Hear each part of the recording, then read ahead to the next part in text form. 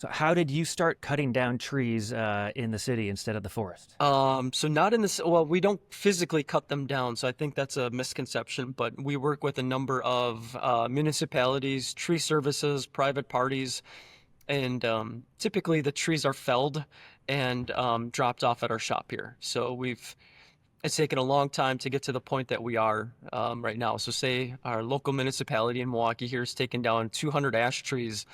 As long as they fit the parameters of what we're looking for, 12 inches in diameter, 8 feet long, they essentially bring everything here for us to mill, and that's all from the urban canopy of Milwaukee. And then, of course, Oh, a lot of customers that'll bring in trees that are in their yards. So you could say, hey, Nick, we've got a walnut tree. We would, this tree has to come down. We'd love to build a dining table from it. So everything from more mass production of lumber to smaller, more bespoke projects. okay. And did it start that way, or what part of the business was the initial aspect? No, the initial aspect, I was in the design world, and I was kind of sick of the corporate world and sitting at a computer, so I started building things for fun. So like many in the garage, friends and family, and then that kind of slowly evolved into moving into a larger shop. And with that, there weren't any outlets in the greater Milwaukee area for hardwood. So, your typical oaks and maples and walnuts, you'd have to drive out of the city to find these things, and I thought that was ridiculous. So bought an Alaskan sawmill and started milling smaller trees. So I'd drive all over the city. Anytime somebody had a felled tree, I'd knock on their door, drag it onto a trailer, which is backbreaking work, and then bring it to the shop and mill it and then air dry it. So that was a big part of the process too, learning how to use something that was wet and living to harvest it and use it so it's going to acclimate and dry. So shortly after that, I learned the hard way that it's going to take an eternity to dry the lumber, and I bought a kiln. And so now we mill and kiln dry all of our lumber before it hits the shop. Nice. Yeah. So, your production, or I mean, your design world, were you self-employed, or did you work for a A company? little bit of both. So out of school, I worked for a product designer by the name of Brooke Stevens. So there's out in Milwaukee. So kind of like the Frank Lloyd Wright of product design. I thought that was my dream job, and I thought I would stay there Oh, neat. forever. But they were bought out and kind of went more engineering than design, so I left them and then freelanced for about the next 10 years, both kind of full time doing a lot of work for one company specifically, but then also doing it on the side, kind of my side hustle design business as well. And was that your schooling? Yeah, industrial design and business. Yep. Yep. So I went to Okay. So, Milwaukee Institute of Art and Design for industrial design, and then I went to Marquette for business. okay. I'm curious, did your business degree come in handy in your Not at operations? all. Nope. It was fluff work on a resume. I remember specifically having a bookkeeping class, which is terrible for me, and the teacher had a monotone, and at the end of the semester I was probably going to fail it miserably because it was just not where my brain was at that time. And I said, I've been at every class, here's my notebook, I took all the notes, I showed up, I'm going to fail everything miserably. And he ended up passing me on it, seeing all the work that I'd done. But yeah, no, that was I don't think any of it's truly helped. Nothing can prepare you to wear all the hats of running a business. There's nothing I think you can learn in school to prepare you for what it's like to actually run a small business. Yeah. When you were starting your business, well, actually, how did you make that? So you were doing design on your own, Yep. Yep. independently. You found that need in the market, and you wanted to fill it. Were you woodworking on the side at that point? I was, yes. I Was that a hobby? grew up building houses with my dad, so working with my hands was always part of the creative process for sure. And the full-time job provided me the money and the benefits and all the things that I needed, if you will. And I started picking up smaller jobs, and essentially those smaller jobs were funneling the funds to buy the tools. And so somebody would say, "Hey, can you build me a wedding bench or a little knickknack?" And I needed a tool. That job would just purely pay for that tool, and that was a good way to build up an arsenal um, to be able to build really anything. And that continued on for about a year until I made that final transition to go full time. So you're balancing both jobs or both businesses, I Was guess. balancing both business. So a lot of late nights. So like a lot of people, my shop started in my garage, so it'd be like 8 to 5, spending time with the kids for dinner and stuff, and then going out to the shop late at night and knocking out projects or being a weekend warrior and going out to the shop on the weekend. Winters were terrible, trying to heat the shop with propane and get out there at 6 in the morning and start that up. So moving into a real shop was was really nice, a nice luxury, if you will. Yeah. Did you have employees in the beginning, or was it just solo? Just solo. So I had a shop mate who's kind of on the same trajectory. He ended up having a few kids and became a stay-at-home dad. And within a couple years, so we've been around now for 7 or 8 years.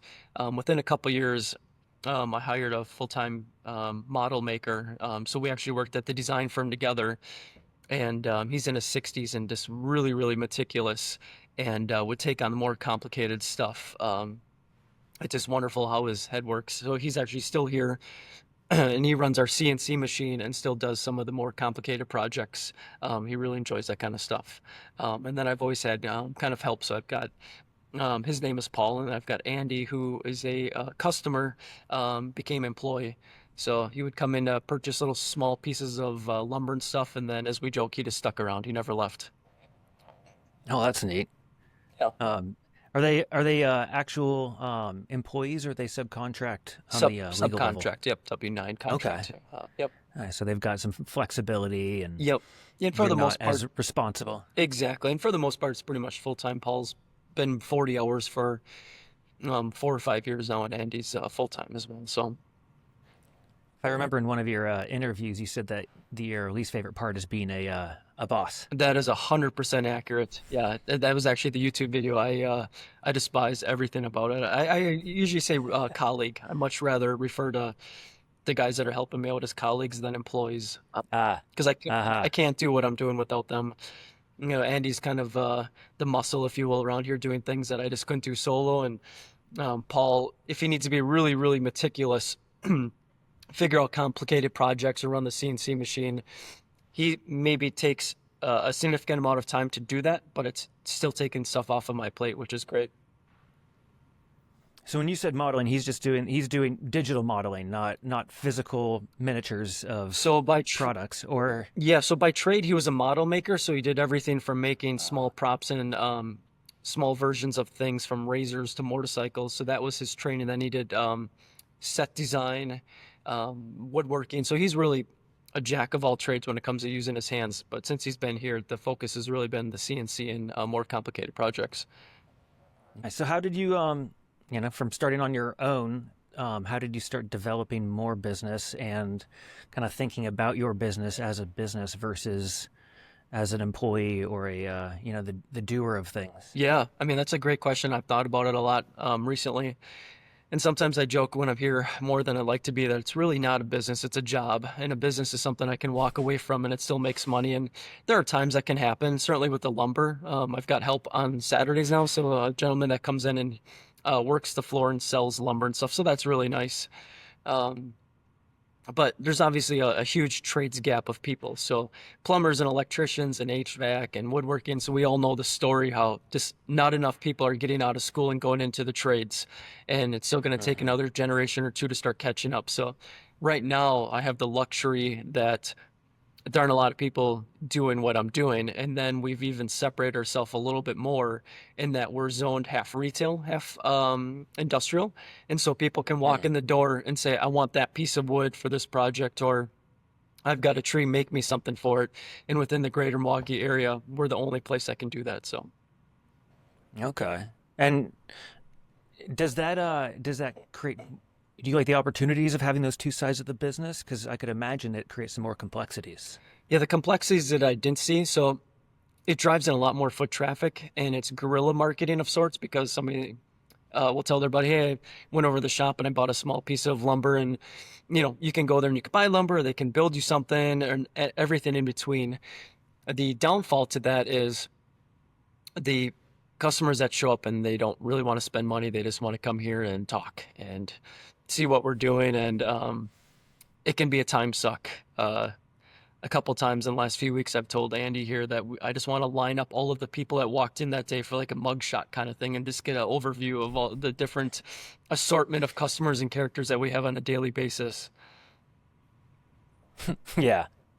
I just actually the last conversation I had was with a canvas maker. They do canvas boat work. Okay. They bought the shop and they ended up shutting down the retail aspect just because of that. Oh, wow. Um, because it was just too distracting. They weren't able to actually focus and make any money. Yeah. They also, they reduced the size of the shop just down to the two of them instead of having employees, Okay. so they kind of Interesting. needed to focus. I am. Have you ever streamlined down or considered that, or do you like the multiple armed complexity? We've gone the opposite way. So about 8 months ago, we actually pretty large expansion. So we actually doubled our shop size. It Oh took a wow. partial ownership of a commercial property that was right down the street from my old shop. So we stayed in the same neighborhood. It was a pretty easy move, and I was already milling all of the trees on this property. So it's nice to have everything under one roof now. But we certainly have gone the opposite way of expanding those things. And I figure it's a lot easier to always pull back someday. Why not go for it and see what happens? And if we have to, wrangle things back a little bit, we can always do that down the road. But the retail is nice for a multitude of reasons. People walking in the door, picking things out, seeing what the options are, and the awareness and the education of urban lumber versus mass produced. So I always use Mm. the comparison of like a 2x4. Every pine 2x4 is grown, and they know exactly how many 2x4s they're going to yield out of every tree. And so those trees are growing purely to make lumber. An urban tree has a whole life, and it's a canopy, or it's in your backyard, or it's on the boulevard, and it's lived its whole life. And then for whatever reason, end of life, insects, whatever, it comes down, and then we're giving it another purpose. So completely different uses on growing something to harvest it and a tree living its life and then having a second life after that. So the educational component of it, I think, is huge, even if it doesn't benefit my business necessarily, just for people to be aware of that. And then you get into more the nuanced stuff, the carbon collection. So trees obviously collect carbon monoxide through their life, and they're doing a lot of good for the environment. And when we take these and we just mulch them up or we bury them, it's not really helping the environment. So the environmental impacts that we're helping with are pretty massive too. That sounds like it's a business of ethics and not of money. Anytime that you can, At least, yeah. I guess what I was asking, or what I'm, my question is, yeah, why are you going urban trees? Is it the ethical aspect of it? Because I could imagine it could be maybe more expensive or time consuming to work with these products. Not necessarily more time consuming. I think it was part accessibility and then part ethics. So I saw a wasted commodity that was being taken down. So I live just right outside of the downtown area. My local municipality, Shorewood, their average contract for ash trees in a given year is anywhere between 150 and 350 trees, just ash alone. And I thought, where are all these trees going, and why is this happening? Emerald ash borer, Dutch elm, and so on. So this is going to happen for the rest of humanity. Things are going to come in and they're going to wipe out our canopies, and we have to learn how to kind of work with that. And so I thought, well, I use wood and this is out there, but nobody's utilizing it. Why can't we connect these dots? And I'm certainly not the first one to do this. The urban wood movement has been happening for probably the better part of 15 to 20 years. I just jumped on it because anytime you can have the feel goods and you like what you're doing, it makes your job a lot easier. So, and the logistics, to be honest, if I'm calling a supplier and I'm saying, hey, I need, a truckload of walnut for this project. Oh, I forgot a little bit. I need more. We have full control over that process and the materials that we have in our shop now. So for my average job, I don't have to think about it now. I go to our racks and I grab whatever I need for that job, and I can make it so the efficiency has gone through the roof. And so a customer walks in, I want a walnut dining table. We can go pick out that stock, kind of do a secondary milling, planing it down, getting it ready, and we're off to the races. There's no phone calls and waiting on deliveries and sorting through things. We already know what we have and how to utilize them. Okay, so you're getting these logs for free then? Yeah, Okay, and delivered to you. correct. All right, that actually seems like it eliminates a lot of steps. And Yeah, it took a lot of yeah, front end work to get there. But I think once you find the right people that have their head in the right place, that understand what you're trying to do, I think it's a good thing. So I found the arborist locally that I knew was a bit of a tree hugger, if you will. And so his head was in the right spot to try to utilize these things. And it saves them a ton of time and resources. So for the local municipalities to tub grind or bury these costs a fortune. So they're cutting them down, mm. they're putting them in trucks, they're dropping them off here. It saves them time and money. It saves us time and money. It's a win-win in every direction. There's actually no downfall to any of it. Oh wow. Why isn't this more common then? That's a great question. It should be more common. I think every large metropolitan area probably has one place that's doing it. So the Twin Cities, you have Wood from the Hood. In California, you've got a bunch of places doing it. So every big city has probably one place that is doing it, or doing it well and utilizing a lot of that lumber. It should happen more. Yeah, yeah. Well, with your growth in your new building, are you expanding your workforce, or are you able to do things to help scale or increase efficiency? Scaling is really hard, especially when all of our projects are bespoke. We can only physically make so many things. And I tried to bring on another employee recently, who had a lot of experience or said he had a lot of experience. That one didn't work out. But if I had somebody that was motivated and had good, craftsmanship, that would be great. But most people that have those skills, they're already self-employed. They don't want to go work for somebody else. So that's the conundrum there, is skilled labor is really hard to find, and anyone that's doing it is going to already do it on their own. That again, if they're not pulling in enough work to make ends meet and do it, maybe they would go work for somebody else that was a little bit more established. So I've been seeking, trying to find that person. But I like having capabilities and efficiency, but I also don't want to be a full-on production shop that's knocking stuff out left and right and feel like I'm selling my soul to make an extra buck. I'd rather have it kind of manageable and enjoyable and all those other things without, being stuck. Mm-hmm. Well, on that point of people being the skilled people are already off on their own. I've also known a lot of people over the years that were highly skilled, wanted to go off on their own, and never did because they were kind of missing the back end knowledge. They didn't have any business information through their training, and they didn't go to business school. Um, and actually, that was my story. I went off on my own, thinking I would do better, and I even had I think about a year of business school under my belt, which I dropped out of because I said I don't need this international business ethics to Sure. run a construction company. Yep. Um, but then when I went off on my own, I realized that there was a lot I was missing. Everything from the bookkeeping side of things to the keep business going side of things. Yep. So what advice do you have for people that want to start their own, but they're highly skilled in their trade, they're thinking about it, but they just don't know how to pull the trigger? Yeah, that's a really good question. I mean, I think about that a lot. I think, If you're enjoying this episode, we've got more. There's an after show, and if you want that, head on over to Instagram, the Craft of Business Podcast, shoot me a DM, and put Nick in there. That's it, and I'll shoot you a link to the after show. Now, back to the episode. from the get-go, having surrounding yourself with some of the key people. So, getting a really good business plan together. In a lot of local colleges, here we have UW Milwaukee or Marquette, you can find resources with people that'll help you out for, if not free, next to nothing, to help you with a business plan. So having a really good business plan, having an accountant or somebody that understands finances and things you're going to need, and also making, aside from the business plan, making a roadmap of the financial aspects of it. So if you're self-employed, you don't have a spouse that can give you health insurance, dialing all of those things. What is my costs out of pocket to get this business up and running? What do all my insurances cost?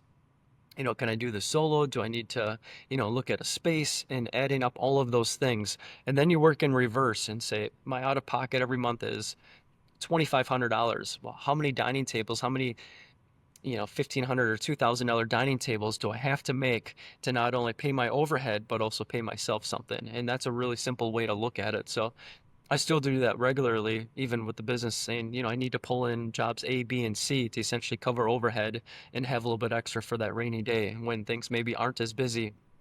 Right now, we have the luxury of it being very busy because our economy is doing okay and people are spending money, and we have the luxury of making custom items, which you can't go buy at a store. That being said, we can only build so much stuff. We're not Amazon where we just have a stack of dining tables that we can just shoot out the door. So you have to do the math and figure out what you can make, what you're going to spend, and what you need to bring in for all of the economics to make sense there. And I think if you crack that, that's a good start. You get to that point, then you get the organic growth part where you start getting some customers, friends and family. You need the cheerleaders on your side that when you're building them something, they're going to tell three more people. So you build the neighbor dining table, and that neighbor tells three more people, and those 3 people tell 3 more people, and you get that organic growth that's really easy. And as long as you stick by your word and you're doing good work, that will just keep on growing and growing and growing. And when I first started, we would never say no. So I need this door painted, or I need a handyman, I want this built, I want a little ornament, I want a little trinket. I would just say yes to everything because it was marketing. We made these little $10 ornaments. It's literally what started the business. Holiday ornaments, they're $10 each. And I can't tell you how many people bought that $10 ornament and then came back for a $2,000 or $3,000 dining table because they saw the shop, they liked what we were doing, and that was the best marketing effort I could have ever had. Oh, wow. How did you niche down from doing everything? How did you decide on the market that you're in? I mean, it was just the natural skill set of sorts of having a design degree, being able to look at a space, and maybe like the ergonomics of how many people can sit at a table, along with, disability to use my hands, it was really the only option. I wasn't going to go back to school to become an electrician or a plumber or anything. So it was just very easy, to get into, and I truly enjoyed it. I mean, there's so many days that I get in and there's just not enough time in the day to get all this stuff out. I look up at the clock and it's 5 o'clock and I've got to leave and I'm kind of bummed out. And that for me is, checks all the boxes of enjoying what I do. How long have you been in business? About 8 years. All right. It seems like you're very, you've got yourself on the business side very well put together. Has it always been that way? No, and to be honest, it maybe is what it looks like, but we fly by the seat a lot too. Like, we know what we want to do, and it's easy to dial in on the stuff that we like to do. But it's been very organic, and I've been fortunate enough that all of even the small moves that we've made, from the sawmill to the kiln, the new space, everything is, kind of worked out in our favor. But in the back of my mind, I think with any small business owner, I always think of the what if. What if there's a rainy day? What if we're not making enough? What if there's a recession? What if we run out of customers? There's always that. So to have a get out or a pivot, is always kind of there. And the lumber, I guess, is kind of helps us in that it's cash flow. So if we're not building furniture and we're also selling some lumber on the side, that kind of helps balance things out a little bit too. And what has been the biggest what if that has happened?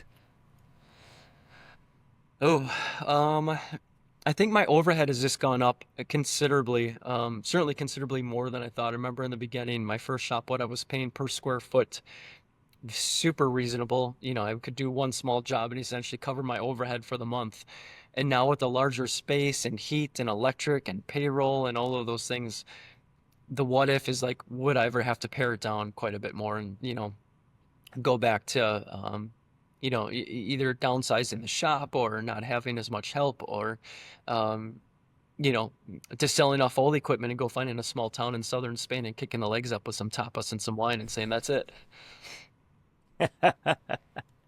Would you ever consider automating to, like, as robotics are becoming more available and more, beyond CNC machines? It seems like we're gonna have some Tesla robots walking around the shop here pretty I soon. mean, that'd be pretty awesome. I think I would start with a Roomba, of like a little vacuum that could go around the shop and just kind of like vacuum up, because I don't know how many times a week that I sweep, but that might be my biggest time suck currently, is just sweeping. But robots will never have any ability to do any of the custom things that we're doing. So it's not even, we use AI and, Chat GPT and stuff sometimes for design. We'll rely on that, or complicated questions and things. It's an interesting technology to take advantage of in just about every industry. But as far as robotics taking over any part of the trades industry, that's not happening in this lifetime. Yeah. Well, with that overhead growth, what have you done to help stabilize the income or increase it? Has it just been the steady growth of the business, or are you marketing more? Are you doing more involvement in your community, or what's the business doing to get the word out more? So the trajectory of increased overhead has really also increased, what we're taking in as a business. So I wouldn't have expanded if we weren't doing, better year after year. And so we've always been on this like small echelon of doing just a little bit better every year. And like I said, the organic growth. So now that we're officially retail and we have a bigger space that's much more accessible, that in itself lent, some more overhead. So we get a lot more foot traffic. There's not a day that goes by that somebody isn't walking in the door to purchase lumber here, which we love. We love helping people and finding the projects that they're doing. So those two things are pretty synonymous. But there's always the question of what if that isn't the case? What if people stop buying lumber? What if people don't have custom things made? And I think that's this inherent part of owning a business is you're always thinking about that. But right now, we're just kind of happy where we are. There aren't any like big pieces of equipment that we need or any capabilities that I wish we had that we don't. We have just enough to be dangerous for everything that we want to do, which is a good spot to be at least for the time being. Yeah. Every business has ups and downs. Have you ever gotten to a place where you've considered shutting the doors and going back to a previous life? Never shutting the doors, but sometimes it's really hard to separate personal um, stress with business stress. So sometimes I come in here and I'll have a customer that, they want to talk about something. I'm like, oh, I'm already stressed out and now they're wasting time and I've got all these things to do. And a few years ago, I had two of probably the worst customers that I had in a row back to back with big jobs. Um, just really, really big multi-million dollar homes. And I don't want to totally throw them under the bus, but just a lot of entitlement and a small instance of that. Just painting some trim, doing some really, really basic stuff. And they handed me a gallon of paint to paint some trim. And I painted the trim and they came back the next day and they said, that's not going to work. It's not the same color. I said, well, okay, that's fine, but you gave me the paint. I didn't do anything there. And it became a point of contention. And after a while, I was just like, all right, I'm not your guy. I'm not going to get walked all over like that. Like some people look down on the trades, and I think my animosity builds sometimes when person after person or customer after customer kind of looks down on you, and maybe I take that to heart too much. But I'm like, if you didn't have people in the trades and it was in the middle of winter and your furnace went out and there's nobody to fix it, it would be the end of our society. So I feel like there's not enough like respect in general sometimes, but never enough to necessarily close down the doors. But those two customers in a row, a few years ago, that was enough to shake me up a little bit. But the ebbs and the flows right after that, we had some of the best customers we've ever had too, and we learned what to look for, what kind of red flags. Um, it's probably not something I could ever teach, but sometimes when a customer comes in and they don't know what they want, but you can already kind of feel that whatever they're going to get, they're going to have an issue with, no matter what it is.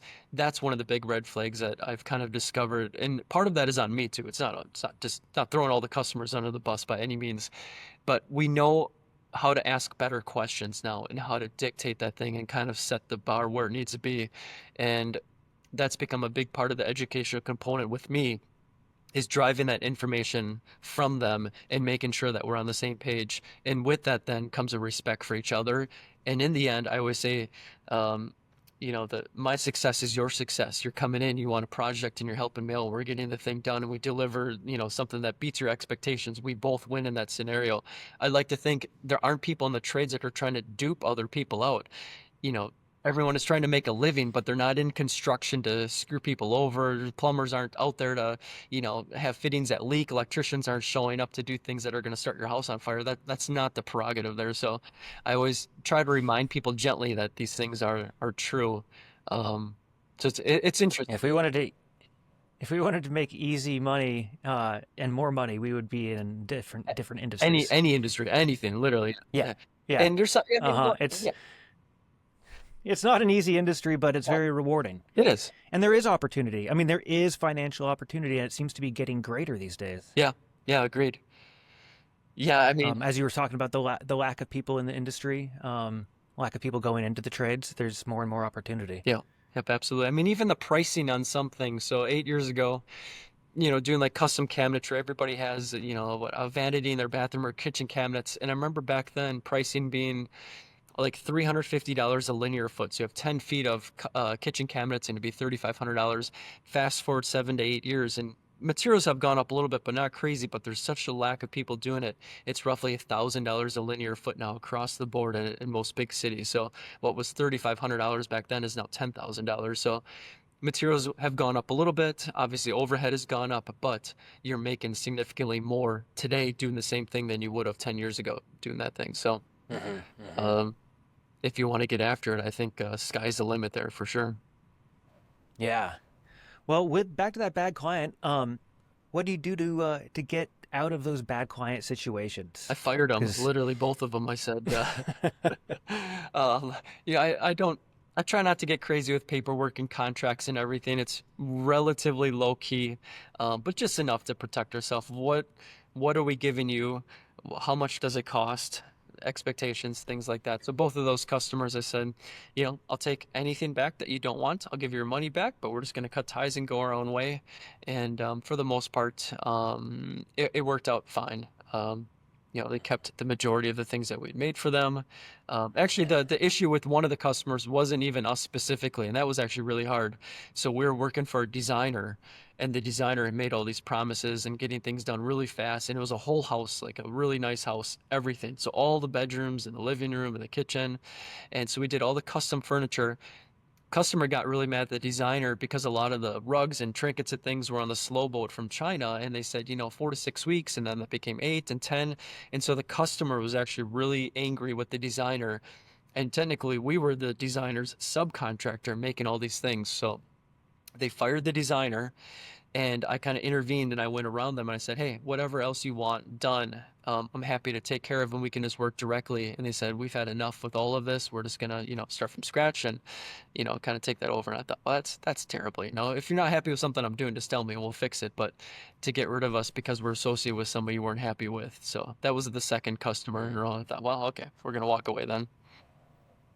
Oh, well, we've gotten rid of the bad clients. Yeah. How do we avoid getting bad clients in the future, and how do we actually even more favorably find the really good clients? I like to feel, I think the majority of our customers understand it. When we start saying urban wood, hyper local, we're using the terminology, the things that we're doing, they get it.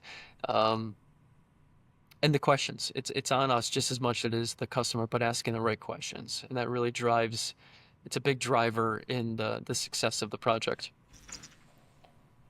Do do you find that you know, clients that care about kind of the product care more so about the maker as well?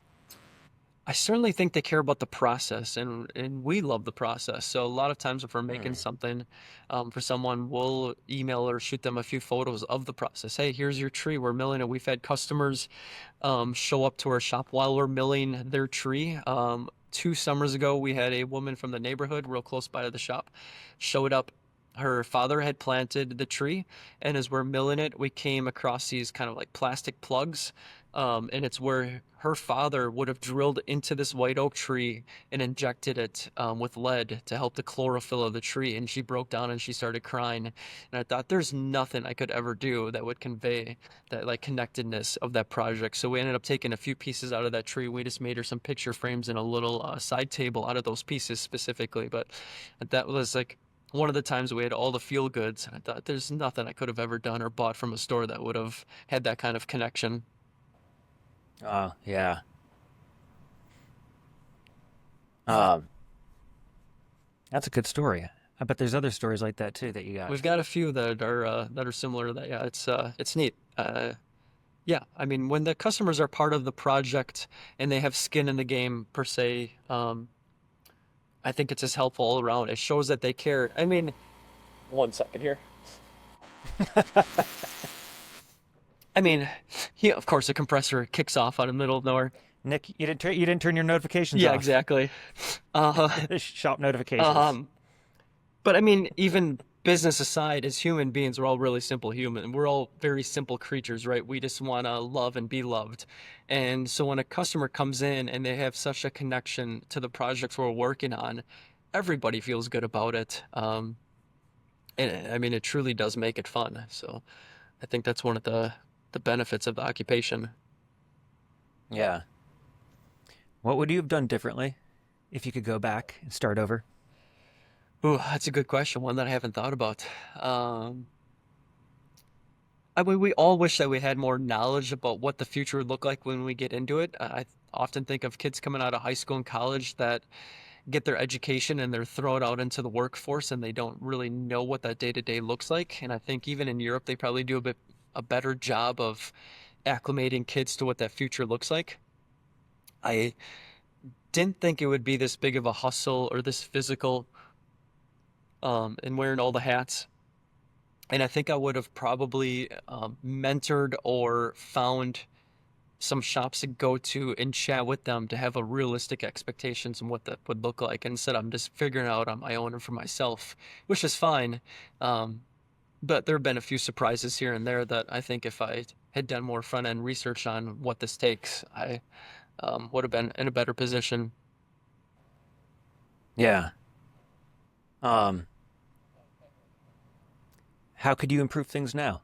What are you looking at improving? I mean, you've already got that extra shop space. What's in the works for the direction of the business, or even just the directions on the inner workings of it? Yeah, it's a great question. I mean, we are still we're going to start actively looking for some help, somebody that's just relatively skilled that can kind of take on projects and help us get our timelines down a little bit. So that's the easy one. Not necessarily easy to find the person, but an easy one to figure out. Um, and two is we're always kind of directing our energy into things that drive us. And so if every project was the instance of the woman that had the tree that her father planted, if that was every project and every customer, I mean, we'd be on cloud. It would just be wonderful every single day. But said we've got the filler projects, things that maybe don't drive as much emotion or aren't as much fun. So I think saying no more often is going to lend itself down the road more. Um, just figuring out and trying to market more of the things that we truly want to do. And if somebody comes in and says, "Hey, build me this thing out of big box store 2x4s," we're going to probably shut them down and say, "No, but we've got urban wood and it costs the same," and kind of driving that. And so navigating those waters and doing the things that drive us. Well, if you had to drive your take home profits up, um, what would you do? If I had to drive my take, well, Like if you were forced to double your profits within the next year, and this is just like a fun thought yeah, I experiment. love it. Yeah, what would you I would do? start marketing. I would say 20-30%, maybe even more of people that walk in the door for the first time, their first thing they say is, "We had no idea you were here. We had no idea you existed. We had no idea this was a thing." And so we haven't done any marketing at all. Our only marketing effort is just social media. And so we just post things that we make. So if we really wanted to drive up the retail idea of the lumber, I think some marketing efforts would lend themselves well for sure. Hmm. What that looks like, I'm not exactly sure. Maybe somewhere down the road, something we have to look into, saying, "Hey, guys, we're here. We've got wood, we've got furniture, but right now we have the luxury of not necessarily needing that." So, Yeah, nice. Well, if somebody was starting to or trying to start their own business, getting out of they're working side gigs right now, they're fully employed by somebody. Uh, what's the number one most important piece of advice you'd give them? oh, it's a good question too. So we've actually had two apprentices through the door, and both of them did have full-time jobs in totally different trades. First one, he was at a UPS store, and we ended up getting him so he's an apprentice for 6 months, and we got him a job at the local lumber yard, which he loves. And our second apprentice, she was in I think like proofreading or writing, came in and she's now moved to the Twin Cities and does window and door restoration. So she's stuck with the trades, which is great. Both of them stuck with the trades, which was fantastic. So, um, I, I mean, it's easy for me to tell someone to take a similar path as I did, but like test the waters without going plunging into it. Rather than jumping off the boat into the deep water, kind of wading through the shallow waters first to make sure it's what you want to do.